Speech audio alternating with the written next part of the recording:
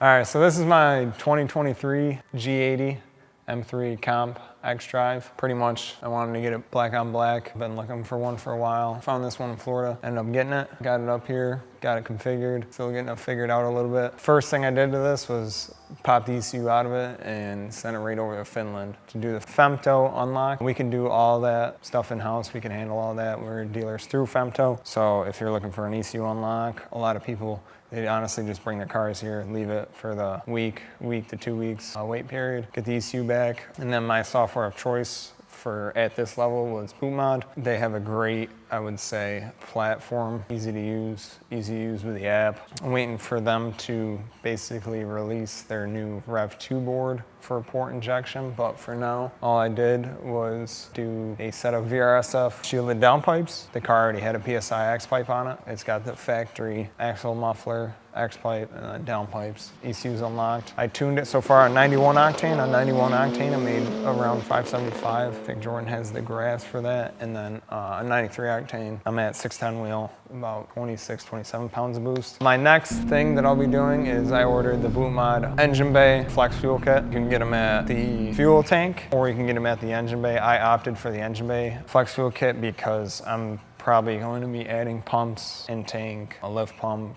probably go to a surge, so I didn't want to interfere with any of that, so I opted to do the engine bay flex fuel. I'm waiting on that. They're just waiting on a few back orders for their parts on their end, so that'll be the next thing, is dumping ethanol on it and tuning it on that. Yes, I could, run a mixture E50, throw it in it, tune it on that right now, but I'd rather be able to use the flex fuel capability that BootMod offers and kind of learn that, so I'm just waiting on that hardware. But super impressive so far. Bone stock, car made 505. Every dyno hit I did, either if it was cold or if it was warm, no matter what, it made 505 wheel horsepower. 91 octane, I got absolutely zero knock, easy 575 wheel horsepower every hit. And then, like I said, dumped 93 in it. No detonation, no issues, consistent. 610 wheel horsepower consistently, so I'm really happy with the 100 wheel gain so far. Another really good thing to do to these cars, well, the first mod I actually did immediately was purchase XHP to flash the transmission. And they also have a really nice platform that you can user configure a ton of different parameters through the app for transmission tuning. And it's been great. I use their stage 3 shelf and then a lot of little tweaks that I made, and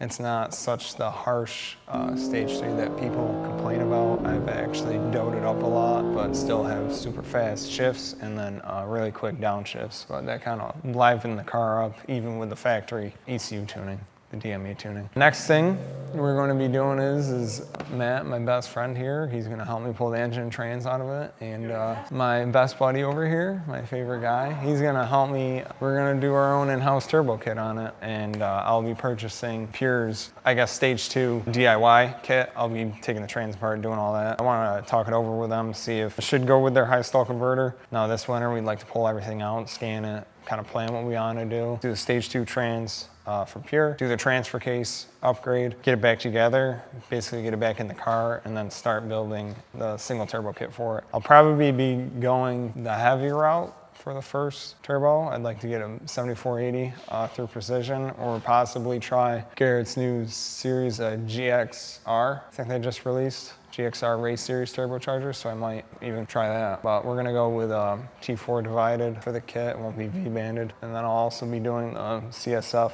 intake manifold. Hopefully by then, BootMod has their Rev 2 board, so I can control port fuel injection through DME. There is the reflex now, and you can control it through MHD, or if you got a cloned ECU through Ecutech, you control it. But I'd like to kind of stick with BootMod software, just because me personally, I'm just very accustomed to it at this point, and like I said, their platform makes it really easy on my end, especially tuning cars remotely or making changes remotely for cars. It makes it easy. They're cloud-based software, so no, super happy with the car. Still learning how to drive it. Jordan will probably try to show me attempting to drift it. I'm still getting the hang of it. Yeah, super happy with it. For people teetering on if they want to, get a BMW. Like I said, I was never a fan at all until now, and they've definitely went leaps and bounds compared to what they were. We actually had a 7-year-old man come in, and he was getting rid of he had a 911 or something, and he wants to get a BMW. Yeah, so it's just cool to see that there's you know, all sorts of, you know, from my age all the way up to 70, 80-year-olds buying these cars because they're just awesome. So this car has pretty much every option. M driver, carbon package, executive package, pretty much every option other than the carbon ceramic brakes and the bucket seats. These seats are super comfortable. It has the new dash compared to like the 21 and 22 models. So the new dash is super nice. It's absolutely massive. So had to do the yellow DRLs, the CSL DRLs on these cars. Just kind of makes it pop. It definitely needs to be paint corrected and ceramic coated, but super pretty car, super nice to drive. You know, you can cruise along at, you know, 100 plus miles an hour and it feels like you're doing the speed limit. So it's pretty insane. But yeah, it's got all the little carbon bits. Like I said, it's got the carbon roof, carbon mirrors, carbon interior parts, which makes it super nice. I got flamingo on for the interior lighting. Looks sick. You open the door, I mean, you can't see it in the light right now, but you get, you know, under door lighting. There's all sorts of lighting at night, so I don't know, it makes it look super pretty. You got spinners on it, factory. Weighted spinners. BMW is always up top. I don't know, it's just a cool little, it's really nice is that it's X-Drive, so I can just switch it between two-wheel drive and four-wheel drive, you know, at any speed. If you want to do rolling burnouts or if you want to power slide it in all-wheel drive, you can. Another nice thing was that I tuned it on boot mod. You know, I can get up to 4 switchable maps. You know, like I said, map 1 is 570 wheel horsepower, map 2 is 610 wheel horsepower. Map 3, I'd like to be about E30 content. You also can have ethanol content display on the dash through the RPM gauge. Map 4 will be about E50. Anything higher than that, ethanol content-wise, will basically tap the fuel system before it can make as much power that it can. And another nice thing with Boot Mod's custom ROM on V1 is that we can do rolling anti-lag, like I said, and I can adjust that. However, I mean, the car, it drives like, you can't even tell it's turbocharged. It just, immediate power. You know, cruising around on 93, if I stay out of it, you know, you can get anywhere, I don't know, depending on where you live and octane and elevation, you can get anywhere from 25 to 30 miles a gallon. And then if you're romping on it, it'll drink it. But it also is, you know, 600 wheel horsepower with one modification. So that's pretty crazy for a 6-cylinder all-wheel drive car. Yeah, it looks super plain under the hood. I bought the car with these that has burger intakes, but I mean, that wouldn't even make much of a difference with the intakes or not between the stock boxes, but it just kind of looks pretty plain Jane right now. But yeah, all the suspension, all the subframe and stuff is all like, it's like tubular. I was kind of on the fence about it before I bought it. Didn't know if this is something that I should really buy. You know, one of those things that you didn't want to buy and have buyer's remorse, but I literally zero complaints, zero. Does a little bit of everything. You can drive it comfortably, and then you can switch modes and drift it if you want. And then you can switch modes and launch and do rolling launch, and then you can kick it into comfort and have it cruise out like it's a Cadillac, so it's really cool. Whereas this thing's like, it's always a silent kill all the time.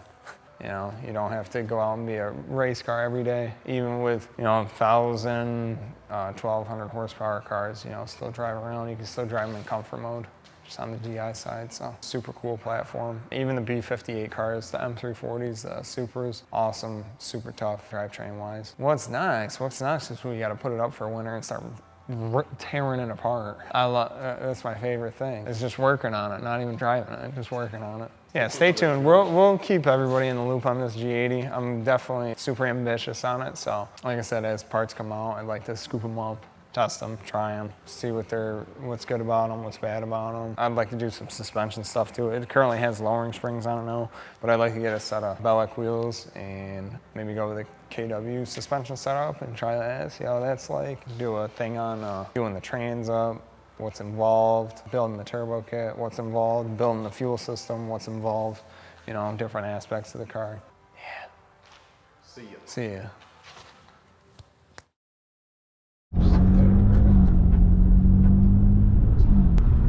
I think we cross the bridge and then there's a, you go kind of like down and turn left. This thing been fun? Oh, yeah. Because you can switch it over into M mode. Yeah. And I'll do it.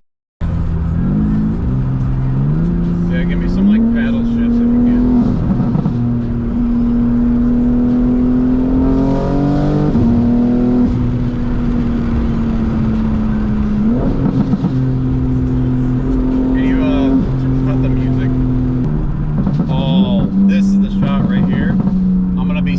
right there, and you go this way.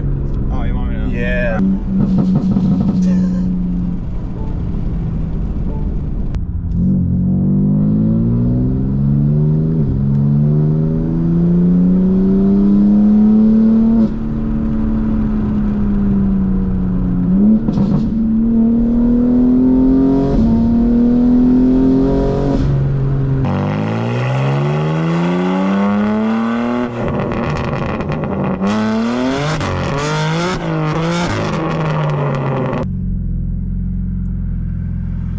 But is that like what you wanted?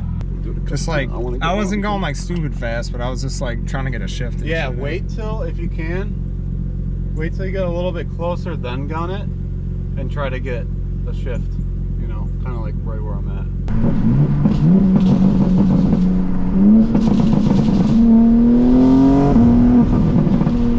You're gonna have to use the filmer magic on it, because it's like a goofy ass corner.